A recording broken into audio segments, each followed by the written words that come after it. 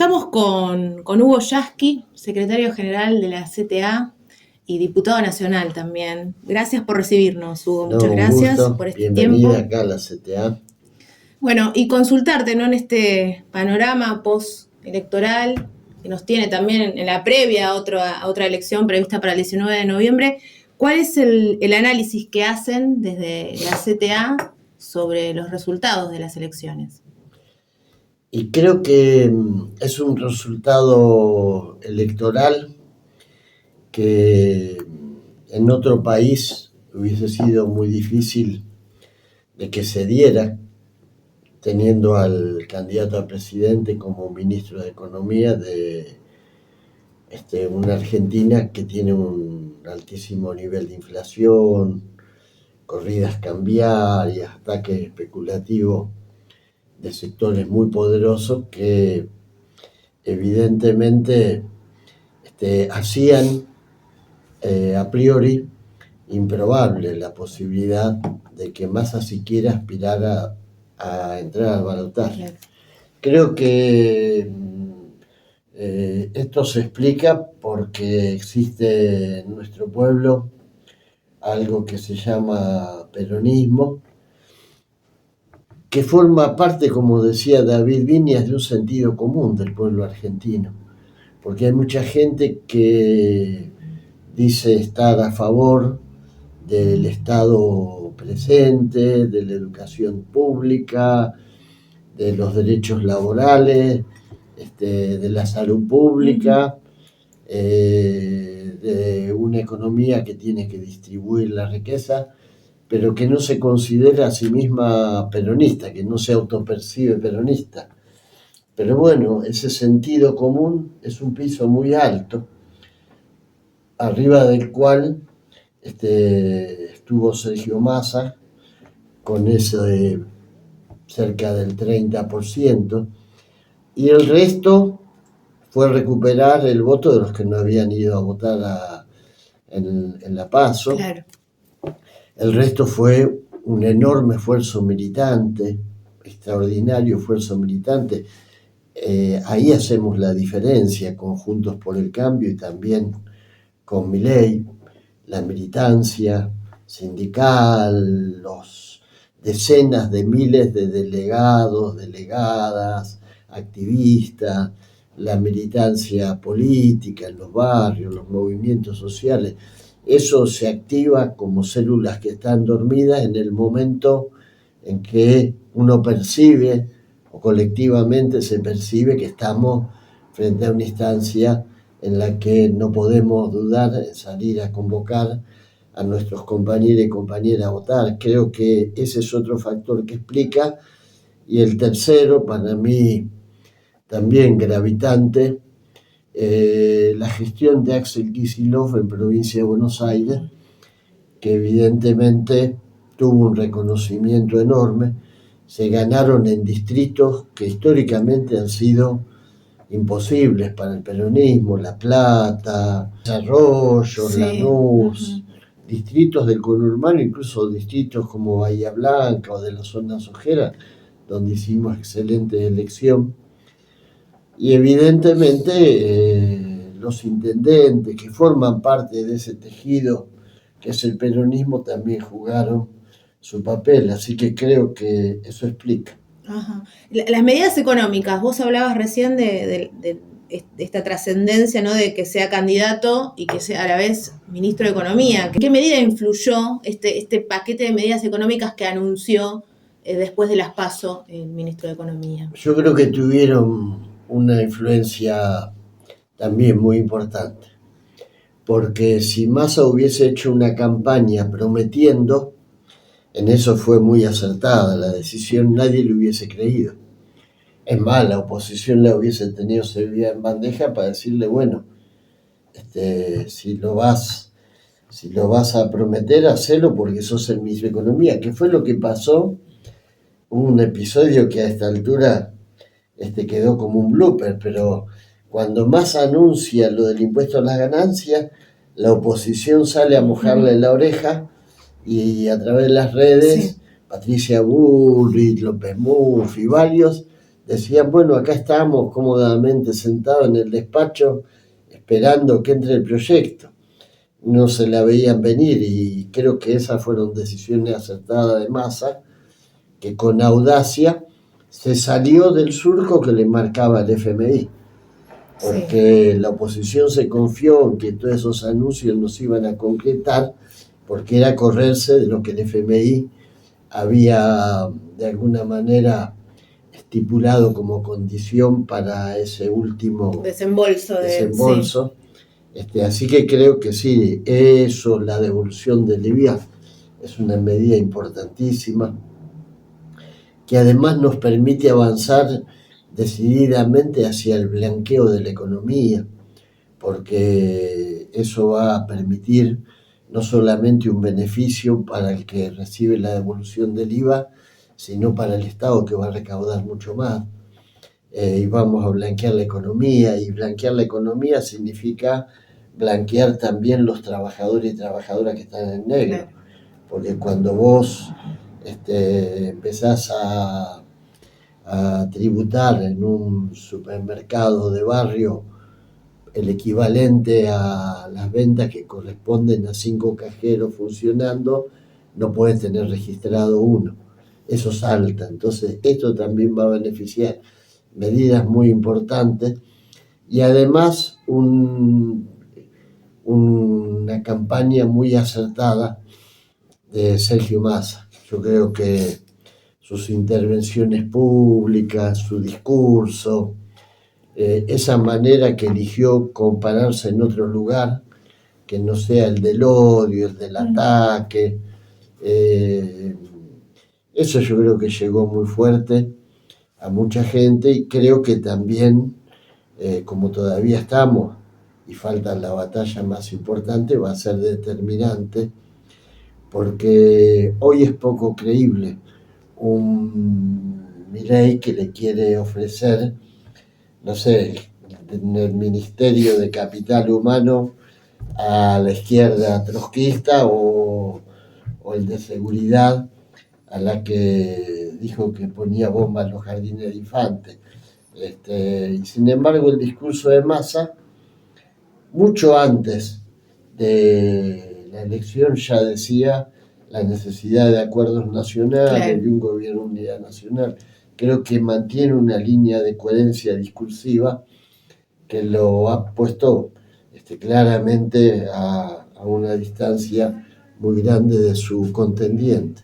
¿Se analiza la posibilidad de que Milei se baje de verdad? Yo la verdad que no creo que se baje. No creo porque es un personaje que de última no tiene nada para perder. Surgió de la nada, en medio de la pandemia, con el discurso libertario, entremezclándose con los terraplanistas, y todo lo que hoy tiene es como un regalo del cielo para él. Esa es la verdad. Es alguien que con el discurso que tiene, con lo que muestra, si no hubiesen mediado estas condiciones tan irrepetibles, es decir, la pandemia, donde él empieza a crecer como una figura de resonancia pública, después la sequía, la guerra de Ucrania, la crisis que nos puso en esta situación económica tan difícil a los argentinos y argentinas. Me parece que él no tiene ni siquiera el dilema que tenía Carlos Menem, que siempre decía: yo soy un invicto, nunca perdí una elección. La verdad, me parece como que va a intentar arrastrar tras de sí a una parte de Juntos por el Cambio.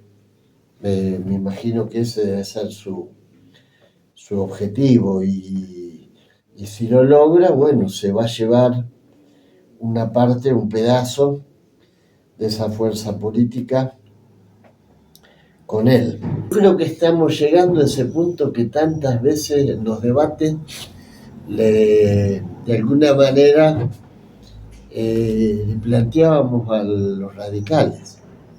Esa contradicción que tiene ser parte de un partido de raíces populares e ir a la rastra de sectores de la derecha, no solamente de la derecha, sino de gente como Mauricio Macri, que es el círculo rojo, que es, digamos, lo peor de la burguesía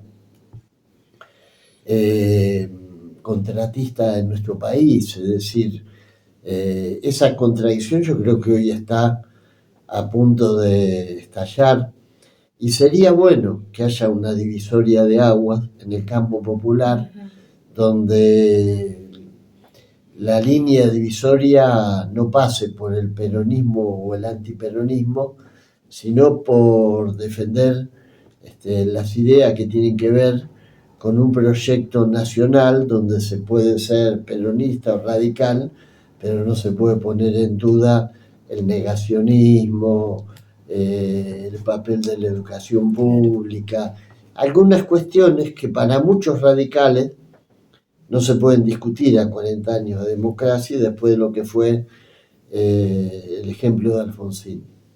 Bueno, está esta idea también de generar estos 10 puntos de consenso, ¿no?, en este gobierno de unidad nacional al que convoca Sergio Massa. Suena un poco idílico, quizás, esa también es mi lectura, porque digo, todos los gobiernos, todas las gestiones vienen con esta idea, ¿no?, de generar puntos de acuerdo y que todos los gobiernos, independientemente del signo político, lo respeten. ¿Qué tendría que pasar de distinto para que efectivamente esto se dé? Y yo considero que un capítulo de esta pelea, de esta disputa, es la batalla cultural, que no se ganó, ¿no? Sí, yo creo que en parte no se ganó, pero si no fuera por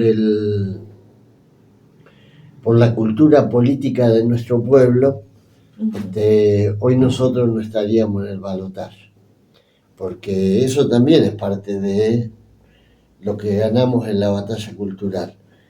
Todo lo que fuimos acopiando en términos de tradiciones políticas, de pensamiento social. En la Argentina hay un pensamiento social que, te diría, es como sale de los poros de la sociedad. Es un pueblo politizado.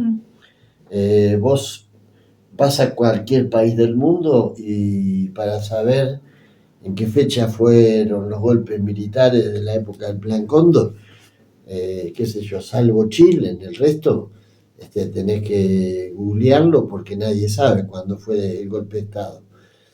Hay una conciencia política, el 24 de marzo se expresa cuando la gente dice, no, algunos votando, muchos votantes de Milei que decían, no, yo voto a Milei, pero creo en la educación pública, creo en el papel del Estado.